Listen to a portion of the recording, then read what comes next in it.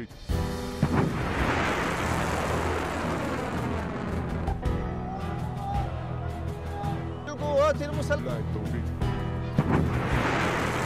Rudal hipersonik dari Yaman melesat ribuan kilometer, menargetkan langsung Bandara Ben Gurion di Israel. Bukan dari Iran, bukan dari Hizbullah, tapi dari kelompok Houthi milisi yang selama ini dianggap kecil, diremehkan. Mereka bersumpah tak akan berhenti menyerang sampai Gaza benar-benar bebas dari blokade. Sementara itu, negara-negara Arab yang lebih besar dan lebih kuat justru memilih diam.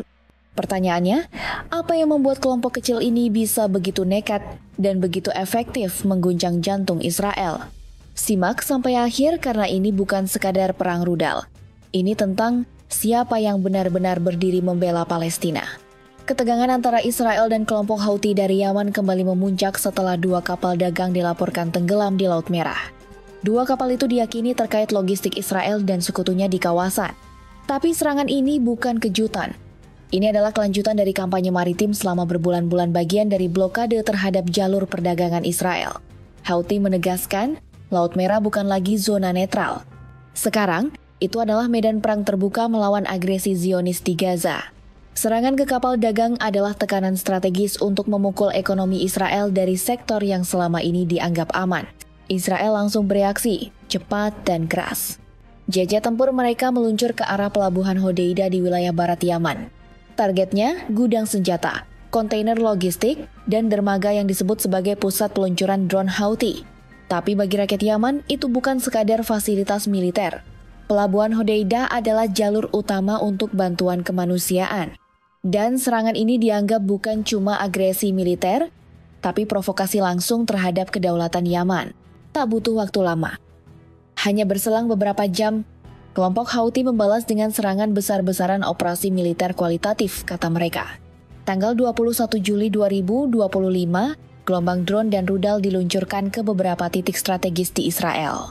Bandara Ben Gurion di Tel Aviv, Pelabuhan Al-Rasras, Bandara Ramon, fasilitas vital di Ashdod. Semua jadi target. Dan menurut mereka, semua kena. Juru bicara militer Houthi Yahya Saree mengklaim bandara utama Israel lumpuh. Dan pada tanggal 22 Juli, rudal hipersonik bernama Palestine II kembali menghantam bandara Ben Gurion, memaksa ribuan warga Israel mengungsi ke tempat perlindungan. Ini adalah titik balik yang mengguncang. Untuk pertama kalinya, serangan besar terhadap jantung Israel datang bukan dari utara, tapi dari selatan, dari Yaman. Dan ini menunjukkan bahwa kelompok Houthi bukan lagi sekadar milisi lokal. Mereka adalah kekuatan militer lintas negara dengan presisi tinggi. Keberhasilan serangan ini tak lepas dari kombinasi persenjataan mereka. Drone kamikaze seperti KF-2 Kilo dan White One, rudal balistik dan rudal hipersonik buatan lokal dibantu teknologi dari Iran. Rudal Palestine II diperkirakan mampu melesat dengan kecepatan antara Mach 5 hingga Mach 10, cukup untuk melumpuhkan fasilitas besar seperti bandara. Sementara Israel punya pertahanan udara canggih seperti Iron Dome, David Sling, dan Arrow 3, tapi serangan simultan dari arah laut dan udara membuat sistem itu kewalahan. Iron Dome, yang dirancang untuk roket jarak pendek, tak cukup cepat menghadapi rudal balistik dan drone sekaligus. Israel kini sadar, ancaman tidak lagi datang hanya dari Gaza atau Lebanon. Ancaman datang juga dari Laut Merah, dari Yaman, dari arah yang selama ini mereka abaikan. Serangan Houthi bukan sekadar balasan atas Gaza atau Hodeida. Ini adalah bagian dari strategi besar membuka front baru dari selatan. Dalam pernyataan resminya, mereka menegaskan akan terus menyerang hingga blokade Gaza dihentikan. Tidak ada negosiasi, tidak ada kompromi. Bagi mereka, ini adalah kewajiban agama, moral, dan kemanusiaan. Yang membuatnya lebih mencolok adalah saat negara-negara Arab seperti Arab Saudi, Uni Emirat Arab, dan Mesir mulai melunak terhadap Israel, Houthi justru tampil sebagai suara paling lantang membela Palestina, meski berada di tengah tekanan perang saudara dan embargo internasional. Ironis, Yaman yang selama ini dianggap sebagai korban perang dan kehancuran, justru kini muncul sebagai pemain utama dalam membentuk ulang peta perlawanan terhadap Israel.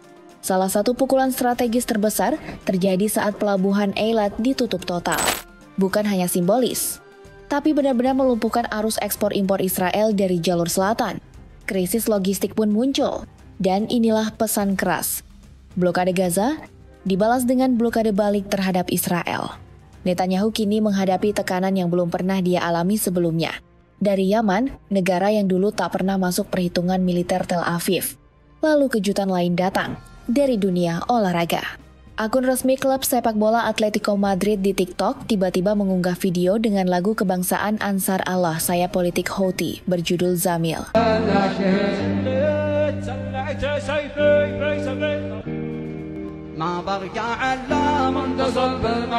Video itu viral mencuri perhatian jutaan penonton. Banyak yang mengira itu editan tapi ternyata asli. Linknya dari akun resmi klub.